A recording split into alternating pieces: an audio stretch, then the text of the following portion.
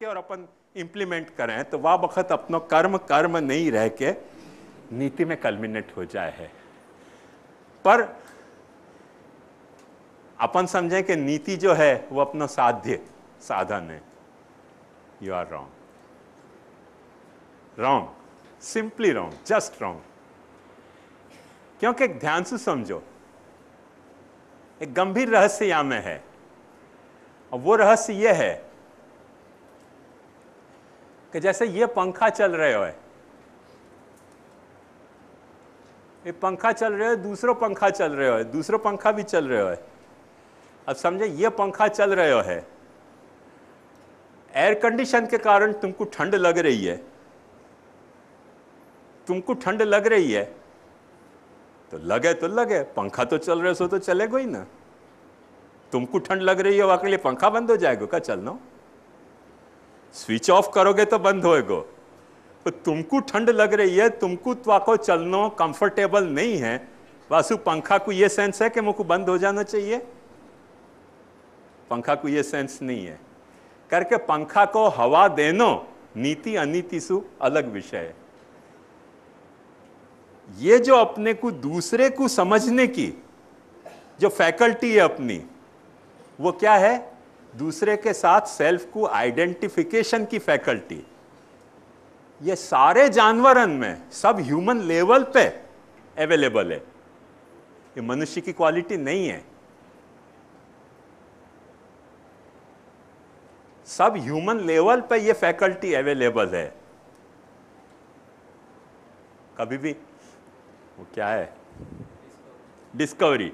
Discovery में जानवरन के देखियो कितनों उनको ये बात की अवेयरनेस है कि यह बात को दूसरो जानवर टॉलरेट करेगो कि नहीं करेगो, और वह बात को बाकायदा वो फैकल्टी उनको अवेलेबल है। सिद्ध मनुष्य में थोड़ी और डेवलप्ड हो गई है, बाकी फैकल्टी अपने द्वारा माने कल्टीवेटेड फैकल्टी नहीं है, ये बाय डिफॉल्ट अपनी चेतना में अवेलेबल है, नीति की फैकल्टी।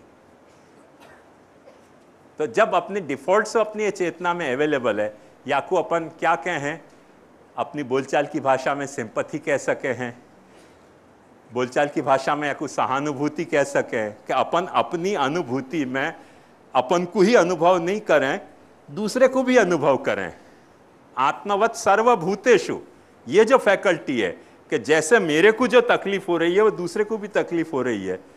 जैसे एक सामान्य बात बताऊं, कोई एक जानवर को तुम मारो, जहां जानवर को नहीं मार रहे हो ना, वो जानवर भाग जाएगा वहां से। एक जानवर को तुमने मारो, अपने मनुष्य में ये अनीति आ गई है कि एक मर्डर होते तो अपन देखवे जावे कि अच्छा छुरा कैसे लगे, चक्कू कैसे लगे, खून कितना निकलियो, कहाँ तक निकलियो, लंबो छुरा तो कि पतलो छुरा तो, बंदूक हती कि तलवार। अरे भाई क्या मरने को तो जितने रिपोर्टर हैं ना टीवी वाले, वो जो मरते हुए मर्डर होते हैं वहाँ बचावे नहीं, वहाँ की शूटिंग और करें। बहुत अत्याचार हो रहा है, बहुत अत्याचार हो रहा है, हत्याएं हो रही है। भाई तुम क्या कर रहे हो वहां? जानवरन से गए बीते हो ये लोग। जानवर कुछ अर्थ में अच्छे और सच्चे हुए कि या तो जैसे जूनागढ़ की कथा है कि जूनागढ़ पे भरवाड़ पे शेर ने गाय पे अटैक कियो, भरवाड़ पे अटैक कियो, और वह की जो गायें हती उनने देखो कि हमारे भरवाड़ पे अटैक किया, 5-6 गाय ने आके ऐसे सींग मारे शेर को के शेर ही भाग गयो। नीति है तब ना। गाय के भी मन में ये फीलिंग भाई कि यदि शेर मोकू खाएगो तो कितनी तकलीफ है, इतना मेरे भरवाड़ को खाएगो उतनी वाकू तकलीफ हो रही, मारो सिंह को भगाओ। शेर को भगा दियो 5-6 गाय ने मिलकर मार मार सिंह। तो ये जो फैकल्टी है, अपन समझे मनुष्य बड़ा बुद्धिमान है, पर ये बुद्धि की फैकल्टी नहीं है। मूर्ख में भी ये फैकल्टी कभी वक्त ज्यादा हुए, बाकी बुद्धि के कारण ये फैकल्टी थोड़ी बुट्ठी पड़ जाती हुए, क्योंकि बुद्धि के कारण एक नया डैमेज क्या हो जाए कि अपन या तरीके की सिचुएशन में एनालिसिस करना शुरू करें, कैसे फॉल्ट कौन को हतो, वाने वाको इंस्टिगेट किया तो कि वाकई कुछ ऑल मोटिव होंगे, अब वो सोचते ही रह जाएं अपन और वो हत्या हो जाए। अपने में वो जानवर की तरह स्पॉन्टेनियस, जैसे बच्चान में, स्कूल में आप देखो किंडरगार्टन में, एक बच्चा रोना शुरू करे, सब बच्चाएं कोरस में रोना शुरू कर दें। कारण क्या? उनको समझ नहीं पड़ा कि भाई रो क्यों रहे हो, हमारे जैसा बच्चा रो रहे हो, मतलब साथ देना चाहिए अपने को। सब बच्चे रो हैं क्या करके, उनको उनके अंदर बिल्ट इन सिस्टम के तहत वो सिस्टम प्रोवाइडेड है कि एक ने रोना शुरू किया, नहीं आंसू आते है तो आंसू और आ जाए, उनको तकलीफ कुछ नहीं है, शांति से बैठे हुए हैं, बिस्किट खा रहे हैं। पर वो एक बच्चा ने रोना शुरू किया, दो ने रोना शुरू किया, और नेट रिजल्ट में सब बच्चे रोने लग जाए। कारण क्या? बिल्ट इन सिस्टम के तहत अपने वो नीति की जो फैकल्टी है वो प्रोवाइडेड है, सिद्ध साधन है, साध्य साधन नहीं है। आई बात मेरी ख्याल में? या पर्सपेक्टिव में देखो तो मजा आएगी कि कैसे जो सिद्ध साधन है वाकू ऑर्गेनाइज करने को आखो प्रोग्राम है। देखो, या के बाद नीति से ऊपर जा वक्त तुम कोई एक धर्म को, कोई एक भगवान को, कोई एक धर्म की किताब को भगवान के नाम की रिफर करके अपने एक्शन को, कोर्स डिसाइड कर रहे हो, वो नीति नहीं रह के तुम अपने कोई भी फेलो मेंबर को रिफर नहीं कर रहे हो, पर तुम कोई एक पेरेनियल वैल्यू को, जो कोई स्क्रिप्चर है तुम्हारो, जो इन वैल्यू से भी ज्यादा वैल्यू वालो है, स्पिरिचुअल वैल्यू वालो है, वाकू रिफर करके जा वक्त तुम अपने कोर्स को डिसाइड कर रहे हो, वह वक्त वो नीति नहीं रह के धर्म में कल्मिनेट हो जाए वो तुम्हारा एक्शन। यही लिए भगवान गीता में आज्ञा कर रहे हैं, स्वधर्मम अपि चावेक्ष न विकंप तुमर्हसि धर्म्याद्धि युद्धात् श्रेयोन्यत् क्षत्रियस्य न विद्यते। स्वधर्मम अपि चावेक्ष न विकंप तुमर्हसि। तू अपने धर्म को देख, धर्म को देख तू कि तेरो धर्म तो कोई आ वक्त क्या कह रहे हो, तो को कांपने की जरूरत नहीं है। धर्म्याद्धि युद्धात् श्रेयोन्यत् क्षत्रियस्य न विद्यते। ये नीति से भी ऊपर उठी भाई बात है। वाक्य बाद जब तुम अपने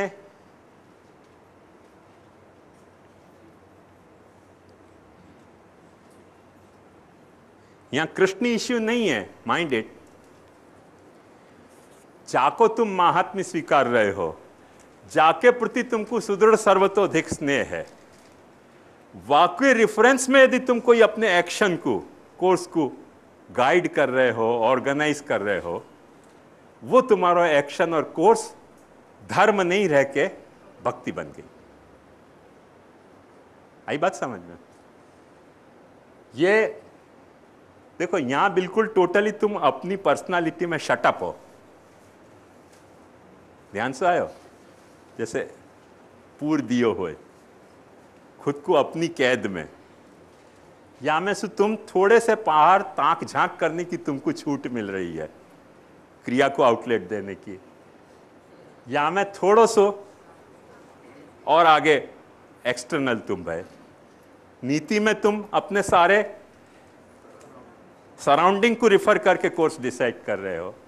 धर्म में वासु भी ऊंचो कोई शाश्वत मूल्य के कोई वैल्यूज हैं, उन वैल्यूज पे तुम अपने कोर्स को डिसाइड कर रहे हो। और ये जो सनातन जाको तुमको महात्म्य ज्ञान है, जाके प्रति तुमको सुदृढ़ सर्वतोधिक स्नेह है, वाके रेफरेंस में जा वक्त तुम अपना कोई एक्शन को कोर्स डिसाइड कर रहे हो, वह वक्त वो एक्शन और वो कोर्स तुम्हारो धर्म नहीं रह के भक्ति बन जाए। मैं समझूं मैंने अपनी बात यथाशक्ति स्फुट करके समझाने की आपको कोशिश करी है।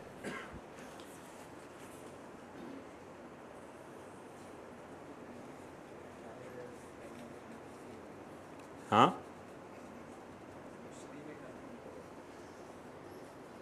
हाँ, वह विषय पर मैं अब आ रहे हूं, वह विषय पर मैं अब आ रहे हूं। अब देखो, मैंने आपको बताया ये एरो काय के लिए बनाए हैं, उन एरों को समझने को प्रयास करो। ये एरो या लिए बनाए हैं कि वीर ही भगवान को इन्वर्स होके दुख बन रहे है, दुख ही तुम्हारो मात्सर्य बन रहे है, पर वाके भीतर स्वभाव नाम को कोई फिनोमिना छुपे भयो है, फिर जो जामे कोई दोष नहीं है,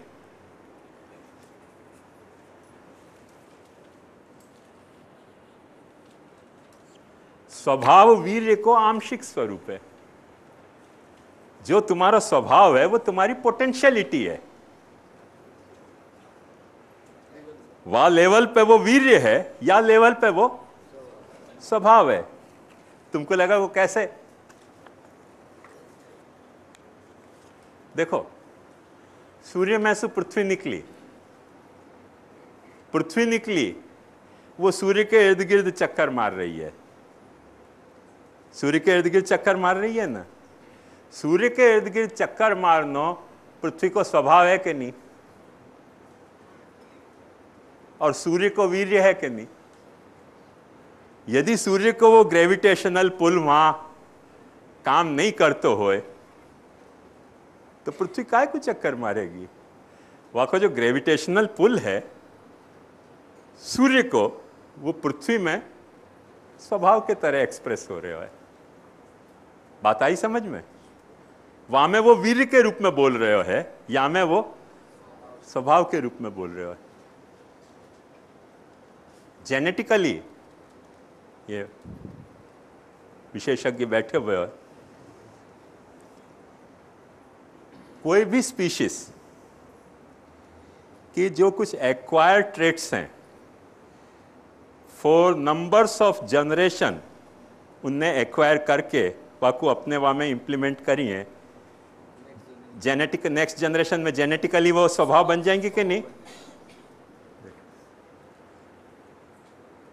जैसे बहुत सारे नीग्रो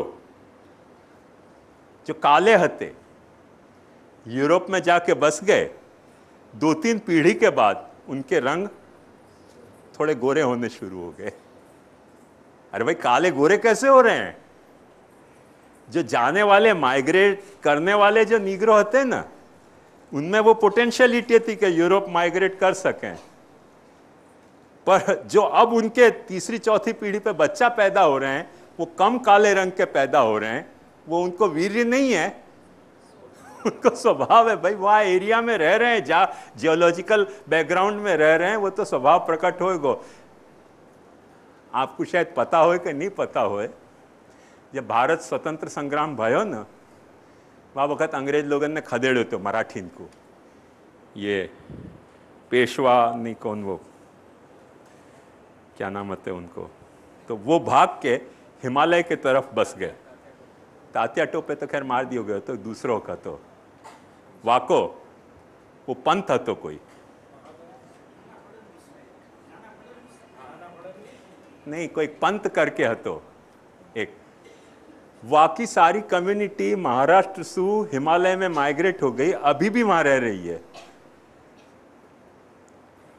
100% में सर्टेनिटी के साथ कह सकूं कि उनकी आंख ऐसी हो, चाइनीज जापानीज जैसी हो, सूजी सूजी नहीं होती, पर हिमालय में रहने के कारण वो पंथी हैं सबके सब। तो उनकी आंखें वो नेपालीन के जैसी, चाइनीजन के जैसी ऐसी ऐसी हो गई, फुली फुली हो गई हैं। क्यों हो गई? भाग के गए यहाँ से, माइग्रेट करके वो उनको वीर्य तो वहां उनके बच्चान में वो स्वभाव हो गया। आज हम लोगन को कौन कहेगा कि हम तेलुगु हैं? कुछ भी नहीं है हमारे में तेलुगु होने को ट्रेस। मेरे जैसे को एक ఒకటి రెండు మూడు నాలుగు 5 6 7 8 9 10 में ही तेलुगु खत्म हो जाए, या से ज्यादा तेलुगु आवे नहीं। क्या करना? कौन कहेगा हम तेलुगु हैं? और वहां शादी करने जाए तो सब हमको मारवाड़ी समझे, पाचे कि सब मारवाड़ी हैं, तेलुगु माने नहीं। क्योंकि न हमारे चेहरा के फीचर वैसे रह गए, न हमारे बोलचाल की ढब ऐसी रह गई। तेलुगु होने की अभी भी खाली एक खासियत है कि इडली बहुत भाव है। इडली वीकनेस है मेरी, इतनी सी बात रह गई है। वो न जाने कितने पीढ़ी चलेगी, शायद 2-4 पीढ़ी में खत्म हो जाएगी वो भी। अभी तक तो भा रही है इडली। तो कुछ बातें रह जाएं, बहुत सारी बातें खत्म हो जाएं जब अपन माइग्रेट कर गए तो। पर इडली भा रही है, वह को मूल कारण समझो तो मेरो कर्म नहीं है, स्वभाव है। भाई, आंध्र की मांस के पेट में से जन्मे बच्चा हूं, आंध्र के वल्लभाचार्य के वंश में जन्मे हो, तो इडली नहीं भाएगी तो भाएगो क्या? भावे भाव है, बस वो स्वभाव है, वीर्य नहीं है। तो हर वीर्य जो है वो आफ्टर फ्यू जनरेशन स्वभाव बन जाए है। ऐसे ही जो ऐश्वर्य है, ये देखो कैसे ऐश्वर्य है कि जो तुम्हारा स्वभाव है वो स्वभाव पड़े ही रह जाए और वहां में से कुछ आउटलेट नहीं मिलते होए। जैसे पत्थर पड़े हुए हो तो पड़े हुए हो, वो कुछ रिएक्ट नहीं कर सके, पर जा वक्त रिएक्शन को वहां में सामर्थ्य आयो अपने स्वभाव के अनुसार, खटसु वो उतनो प्रोपोर्शन में ऐश्वर्य तो प्रकट भयो कि नहीं तुम्हारो। एक बात समझो, ध्यान सु, कि जितने भी शिकारी पशु हैं और जितने भी शिकार होने वाले पशु हैं, उनमें शिकारी पशु क्यों तगड़ो पड़े? क्योंकि चिड़िया को देख के कौवा में वो क्रिया प्रकट होवे है कि उड़ती भई चिड़िया को पकड़ के चोंच से खा सके। चिड़िया के पास वो सामर्थ्य नहीं है वाकई स्वभाव के तहत कि कौवा को मरते मरते भी एक चोंच तो मार जाए कम से कम। एक दो चोंच मारे ना चिड़िया तो कौवा भी 2 बार सोचेगा। बकरी की कोई सामर्थ्य नहीं है कि शेर जब वहां पे झपटे तब एक सींग वाकू मार दे, वो सरेंडर ही हो जाए। क्यों सरेंडर हो जाए? स्वभावतः वहां में क्रिया को आउटलेट देने की सामर्थ्य नहीं है, वहां में ऐश्वर्य कम पड़े। ये मनोरथी आ जाए ना तो महाराज भी हम सरेंडर हो जाए यही तरह से, बकरीन की तरह। मनोरथी आया नहीं कि सांभळो छो तो कहूं त्या तो थाय पानी पानी रे, तुरंत सरेंडर हो जाए। हमको श्रीनाथ के बजाय सेठिया बहुत ज्यादा लग जाए कि अब तो कोई चारा ही नहीं रह गया, अब तो मनोरथी आ गया ना, पानी पानी हो जाए हम लोग। वो क्योंकि स्वभाव क्रिया के रूप में इतना मादा हम में नहीं रहे हो कि ना पाड़ दे भाई मेरे ठाकुर जी को तू क्यों मनोरथ करे। आज तू मेरे ठाकुर जी को मनोरथ कर रहे हो, कल मेरी बहू जी को मनोरथ करे तो क्या जाऊं, दरिया में पड़ूं? में मादा नहीं रहे हो। अपन के नहीं कर लो, आज ठाकुर जी को कर लो, कल बहू जी को कर लीजिए भले मनोरथ। अपन में वो स्वभाव में वो है नहीं, दम नहीं रहे हो, बेमादा के लोग हो गए हम लोग। तो क्या है कि स्वभाव जब क्रिया में प्रकट हो सके है तो ऐश्वर्य प्रकट हुए है। जो स्वभाव ऐसा हो जाए डल तो वहां में फिर ऐश्वर्य नहीं रह गया। मैं समझू कि ऐश्वर्य और क्रिया को कहाँ गई, हाँ तेरा क्वेश्चन क्या रिलेशन है, वो या एंगल से देखेगी ना तो समझ में आएगा। ज्ञान और कर्म को मैंने आपको बताया कि क्रिया जो अपने ज्ञान इच्छा प्रयत्न से प्रकट हो रही है, वो क्रिया ही कर्म को स्टेटस हासिल कर सके। तो ज्ञान कॉरस्पॉन्डिंग कर्म है कि नहीं है? तो भगवान में जो ज्ञान है अंशी में, वो अंश में कर्म के रूप में प्रकट हो रहे है। और ये बाय डिफॉल्ट है कि अपने को साधन करना पड़ रहा है, सिद्ध है, साध्य नहीं है।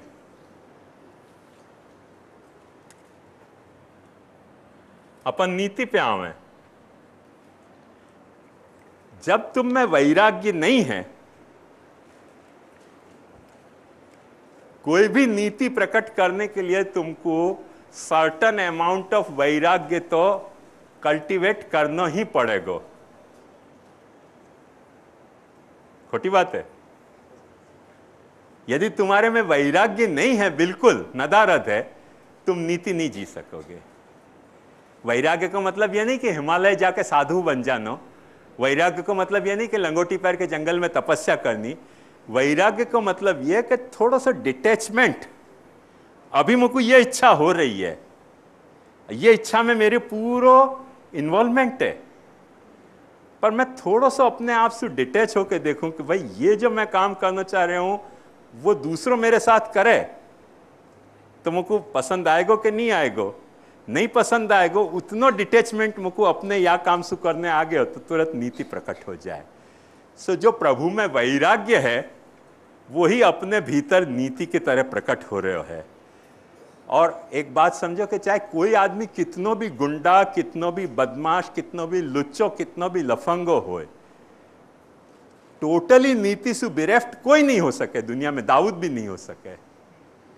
एरिया बदल जाए वाक्य कि कौन के साथ वो नीतिमय व्यवहार करेगो, कौन के साथ वो अनीतिमय व्यवहार करेगा, वाक्य एरिया डिफाइंड हो जाएंगे, वाक्य ईगो की फ्रेमवर्क के हिसाब से। पर कोई मनुष्य ऐसा नहीं है दुनिया में, जानवर ऐसा नहीं है, लेट अस बी क्लियर, कि जानवर ऐसा नहीं है कि जहां में नीति ना होए। एरिया कहां नीति वापरनी, कहां नीति नहीं वापरनी, अपन यह बात को अच्छी तरह से जाने हैं कि दुर्योधन कर्ण के साथ कितनो नीति युक्त तो नोइंगली कर दुर्योधन के to the best of his knowledge, वो तो गाड़ी चलाने वाले को बेटा तो कर्ण, वाकू कहां पता थी कि कुंती को बेटा है और मेरा कजिन है, पर राज्य दियो, राज्य दियो, नीति वापरी के नहीं, भाई तू मेरो काम कर रहे हो है, तू मेरे लिए मरने तैयार है तो मैं तेरे लिए भी मरने तैयार हूं। नीति प्रकट हुई कि नहीं? पांडवन के प्रति नहीं नीति प्रकट हुई। एक्चुअली तो दुर्योधन ने यहां तक कही, दुर्योधन की देखो, अपन दुर्योधन को असल नाम सुयोधन है, तो गाली देने के लिए अपन दुर्योधन के हो, जैसे मैं वानर राय कहूं, असल नाम कुछ और है, पर गाली देने के लिए वानर राय कहें तो एक रहस्य समझो वाको, कि वाको नाम दुर्योधन नहीं है, नाम वाको सुयोधन है। और वो दुर्योधन ने स्पष्ट अश्वत्थामा को कही थी कि पांडवन के गर्दन काट के ला, क्योंकि मुझको दगा से मरवाया है।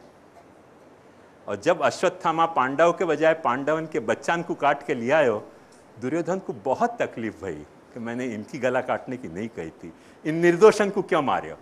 नीति प्रकट भई के नहीं दुर्योधन में? अपन समझे दुर्योधन है मतलब बदमाशी होएगो, ऐसा नहीं है। बदमाश बदमाश होवे ना, वहां में भी कुछ न कुछ तो नीति होवे है क्योंकि वो बाय डिफॉल्ट हर प्राणी में है, हर प्राणी में है या लिए मनुष्य में है। कोई मनुष्य की ये कोई कल्टीवेटेड क्वालिटी नहीं है नीति, ये तो लोग बहकावे अपने को कि मनुष्य की ये स्पेशल क्वालिटी है। मनुष्य की कोई क्वालिटी नहीं है, सब ह्यूमन स्पीशीज पे, और मनुष्य के भी जो है वो जघन्यतम अधिकारी में भी कुछ न कुछ नीति तो मिलेगी मिलेगी और मिलेगी ही। या रहस्य को अपने को कभी भूलना नहीं चाहिए। तो अपन देख सकें कि वैराग्य और नीति को आपस में कैसे कॉरेस्पॉन्डेंस है। आपको स्पष्ट नहीं भाई तो पूछो, पर मुझको लगे कि मैंने स्पष्ट किया ये विषय। जो यश अपन काय को कहें, जो भी एक्स्ट्रा ऑर्डिनरी फिनोमिना है वो यश है। यश कौन को होवे? भैंस में कोई भैंस को यश होवे? कोई यश नहीं है। आई ना बात ख्याल में? यश कौन को होवे? जो थर्ड क्लास पास होते हैं उनमें कोई फर्स्ट क्लास पास भयो तो यश है। बहुत सारी औरतें उनमें एक ऐश्वर्या राय है तो यश है। बहुत सारे हीरो है उनमें कोई आमिर खान है तो यश है। तो यश को मतलब क्या है कि कुछ एक्स्ट्रा ऑर्डिनरी फीचर हों तब यश होवे है। अपने सारे कर्मन में कभी एक्स्ट्रा ऑर्डिनरी जो फीचर ये प्रकट हुए कि अपन अपनो कर्म जो अपने तात्कालिक लाभ हैं उन लाभन को काउंट नहीं करके जो अपने स्पिरिचुअल बेनिफिट्स हैं उनको काउंट करके कोई कर्म कर रहे हैं, वो अपनो यश है। कि अपन ने सस्पेंड किया अपने तात्कालिक जो अर्जेंट अपनी डिजायर होती, जो अर्जेंट अपने बेनिफिट होते, उनको अपन ने सस्पेंड किया और अपन ने लॉन्ग टर्म में सोचो कि भाई यहां तो कुछ फायदा दिख नहीं रहा है, पर नहीं दिख रहे हो तो नहीं दिख रहे हो है, मैं या कुछ सस्पेंड करूं, मैं तो यही काम करूंगा जो शास्त्र ने कहा। तो वो एक्स्ट्रा ऑर्डिनरी होने के कारण कर्म की एक्स्ट्रा ऑर्डिनरी कैरेक्टर वाकू धर्म बनावे है। ऑर्डिनरी कैरेक्टर धर्म को पाछो कर्म के रूप में डिजेनरेट हो जाए। आयो ख्याल में? श्री जो है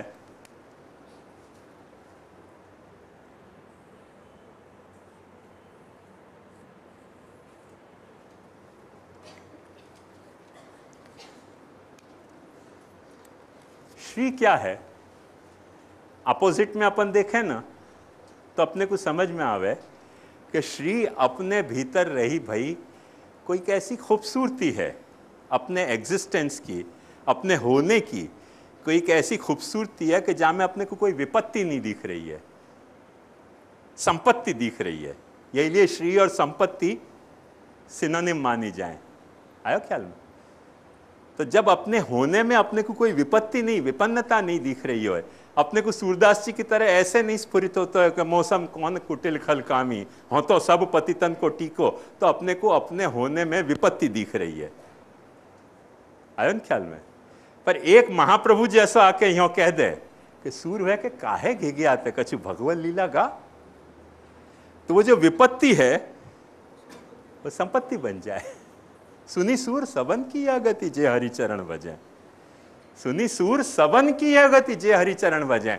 वाके अस्तित्व में जन्मादि होएगो, जन्म होएगी, जरा होएगी, रोग होएगो, मृत्यु होएगो। पर सूरदास जी की जब देह छूट रही थी तब भी उनने कौन से पद गाए? हाँ, लीला के ही पद गाए। यही बात कही कि वो ताटंक फंदाते, वो श्री प्रकट हो गए ना। उनके मृत्यु में उनको कष्ट नहीं हो रहे है, नातर कब उड़ जाते। वहां कहे ना सूरदास जी के, ये तो खंजन नैन रूप रस माते। तो उनको मरते वक्त भी मौत तकलीफ नहीं दे रही है, उनको जन्म ने तकलीफ नहीं दी, उनकी अंधता ने उनको तकलीफ देनी बंद कर दी। जितनी भी विपत्ति हती उनकी सब संपत्ति बन गई। जितनी भी विपन्नताएं हती, घर में दुत्कार्य भयो हतो, निकम्मो आदमी मानते थे वाकू, वो सारी विपत्तियां वाकी संपत्ति हो गई। जादिन महाप्रभु जी ने कह दी कि सूर्य के काहे घिघियाते कछु भगवत लीला गा। लीला गान करते ही क्या भयो कि कृष्ण को उनको महात्म्य ज्ञान भयो, कृष्ण में उनको सुदृढ़ सर्वतोधिक स्नेह भयो। कृष्ण को महात्म्य ज्ञान और कृष्ण को सुदृढ़ सर्वतोधिक स्नेह उनकी भक्ति में, कृष्ण की जो श्री है वो उनमें भक्ति के रूप में प्रकट हो गई। बस यही एक बात है, यही एक प्रक्रिया है, जहाँ प्रक्रिया को महाप्रभु जी अपने भीतर सिद्ध है और जगाना चाह रहे हैं। इनमें से कोई, मैं एक वक्त नहीं 25 वक्त आपको बता चुका हूँ कि भक्ति अपने यहाँ साध्य नहीं है, सिद्ध है। या बात को ध्यान से समझो, तो भक्ति अपने यहाँ साध्य नहीं है, सिद्ध है। कोई साधन को, कोई आइटम, कोई फिनोमिना अपना ऐसा नहीं है कि जो अपना साध्य होए। हर आइटम या में से कॉरस्पॉन्डिंगली ऐश्वर्य वीर यश श्री ज्ञान वैराग्य के सिर्फ दूसरे कोई फॉर्म में, जैसे दूध दही में बदल जाए, दही छाछ में बदल जाए, छाछ माखन में बदल जाए, माखन घी में बदल जाए, मूल तो काम तो वही चीज कर रही है ना। ऐसे अपने अस्तित्व में काम वही भगवान को ऐश्वर्य वीर यश श्री ज्ञान वैराग्य कर रहे हो है। बदल बदल के वो यहाँ भयो, पर महाप्रभु जी ने ये ऑर्डर खोज निकालियो है कि इतना अपने भीतर सिद्ध है। और इन सारे एस्पेक्ट को अपन कुछ गाइडलाइन दे सकते हों तो क्या तकलीफ की बात है। या अर्थ में महाप्रभु जी सर्वलक्षण संपन्न है। महाप्रभु जी के भक्ति के प्रोग्राम में ये सारे एस्पेक्ट की केयर ली गई कि नहीं ली गई है, वो तो अपन आगे विषय चलेगा तब देखेंगे। इट्स टू अर्ली, पर अपन आगे चलेगा तब देखेंगे कि कैसे या में से कोई भी एस्पेक्ट, स्वभाव को, क्रिया को, कर्म को, नीति को, धर्म को, भक्ति के कोई एस्पेक्ट को महाप्रभु जी ने अपनी साधना के प्रोग्राम के तहत निग्लेक्ट नहीं किया है, अपनी साधना के प्रोग्राम के तहत रिफ्यूज नहीं किया है। जीव जैसो है वाकू वाह तरह से एक्सेप्ट करके और वाकू भगवत अभिमुख किया है। या अर्थ में महाप्रभु जी भगवान के जो ऐश्वर्य वीर यश श्री ज्ञान वैराग्य सब गुण सुसंपन्न है, और या अर्थ में वो जीव में वो सारे सब गुण संपन्न करवाना चाह रहे हैं। क्योंकि महाप्रभु जी को पता है कि सहस्र परिवत्सर सुजीव यही चीज की तो बात देख रहे हो। तो मैं तो कहा जात कृष्ण वियोग में वो इन बातन में ये वा में रूप आ गयो है, मगर वाकू फिर सु भगवते कृष्णा है यदि अपन निवेदित कर सकें तो वो सारो पाछो इन्वोक हो सकेगो। जो गुण जो अपने में कंसील्ड हो गए हैं वो पाछे रिवील्ड हो सके हैं, ऐसी कोई कठिन बात नहीं है। सिर्फ उनको प्रॉपर कैनलाइजेशन की, अपने स्वभाव की, अपने क्रिया के, अपने कर्म की, अपनी नीति की, अपने धर्म की, अपनी भक्ति को कृष्ण ओरिएंटेड बनाने की है। जैसे ही कृष्ण ओरिएंटेड बने हो और अपने में ऐश्वर्य वीर यश श्री ज्ञान वैराग्य को जो अपने भीतर पॉसिबल फॉर्म है वो प्रकट हो जाएगा। ये असल में महाप्रभु जी को प्रोग्राम है। या लिए श्री कृष्ण ज्ञान दो गु हैं, श्री कृष्ण ज्ञानद सो मेरे मन भाई। वो बात अपने को मां समझाना चाह रहे हैं गोविंदास जी। या लिए महाप्रभु जी ये ज्ञान कैसे प्राप्त होवे, वाकई लिए महाप्रभु जी रति को भाव समझाना चाह रहे हैं कि रति को तुम भाव रखो मन में, तो ये सारो प्रकट हो जाएगा। क्यों कि वाक्य वीर्य को तुम अपने स्वभाव से कॉरेस्पॉन्ड करो, वाक्य ऐश्वर्य को तुम अपनी क्रिया से कॉरेस्पॉन्ड करो, वाक्य ज्ञान को तुम अपने कर्म से कॉरेस्पॉन्ड करो, वाक्य वैराग्य तुम अपनी नीति से कॉरेस्पॉन्ड करो, यश को धर्म से कॉरेस्पॉन्ड करो, श्री को भक्ति से कॉरेस्पॉन्ड करो, फिर तुमको पता चल जाएगा। मुझको बहुत प्रिय है वो दही गनीवाला की गजल, दिवसो जुदाई न जाए छे ए जाशे जरूर मिलन सुधी, मारू हाथ झालीने लई जशे मारा शत्रुओ ज स्वजन सुधी, न धरा सुधी न गगन सुधी, नहीं उन्नति के पतन सुधी, अहीं आपणे जावू हतु फकत एक बीजा न मन सुधी, दिवसो जुदाई न जाए छे। सहस्त्र परिवत्सर जो अपने गए हैं वो मारू हाथ झालीने जई छे, कोण लई जशे?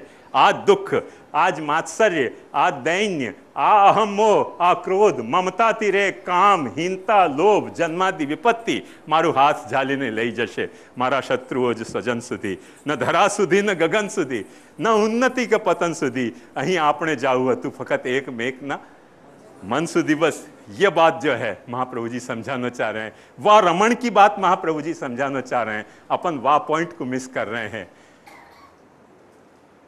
दही गनी वाला को या को एक दूसरो भी बहुत अच्छा है, बहुत सुंदर कहवा में वो कि तमे राजनाथ और रतन समा, लिख लो, तमे राजनाथ और रतन समा,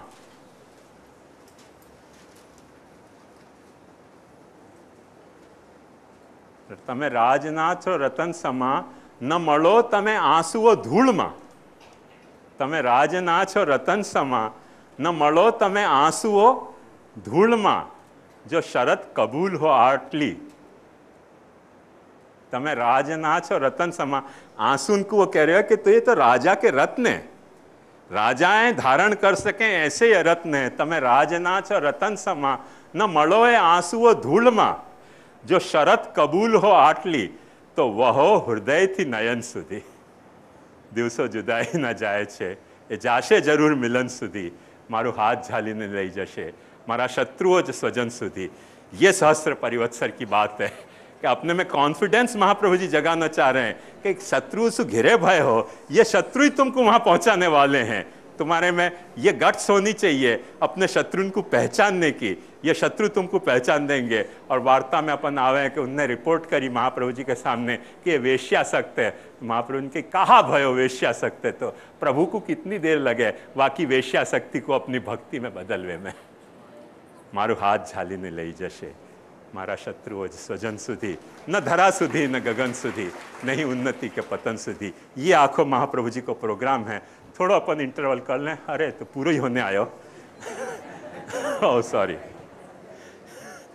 तो मैं हाँ तमे राजनाथ और रतन समा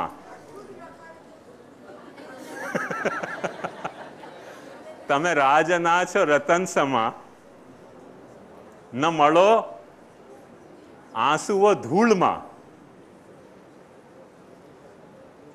जो शरत कबूल हो आटली, तो वह हृदय थी नयन सुधी, दिवसो जुदाई न जाए छे। दिल सु निकलो, आंख तक आओ, टपको मत धूल में। यह विप्रयोग परम फल की बात है ना।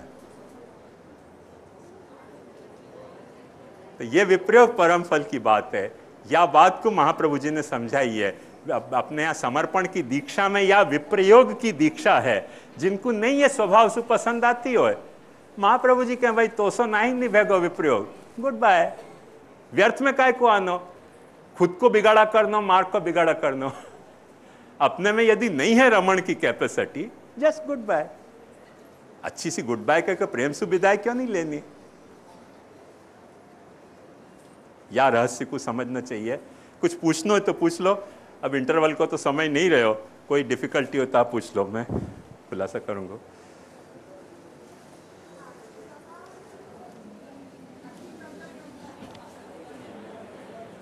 મને અહીંયા જેટલી ઉપયુક્ત લાગે છે એટલી જ મેં બતાવી।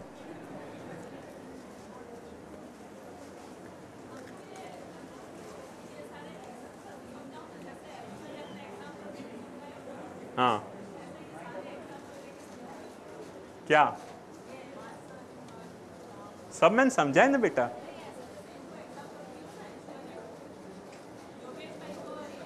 अरे योगेश भाई के पीछे क्यों पड़ गई? बहुत खतरनाक बात कह रही है। ओके, जैसे योगेश भाई को एग्जाम्पल देके समझाओ, ऐसे सारे गुण समझाओ। सब भाग जाएंगे हो। ये तो योगेश भाई योगेश हते करके टिके रहे।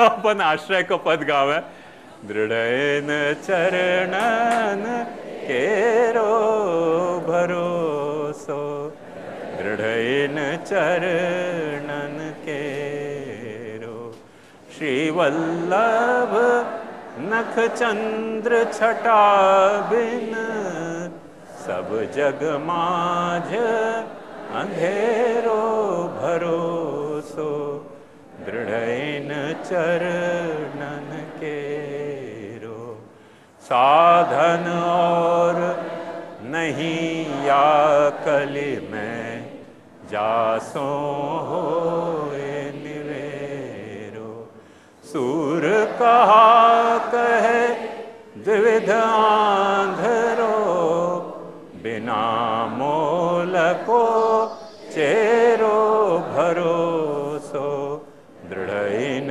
चरणन के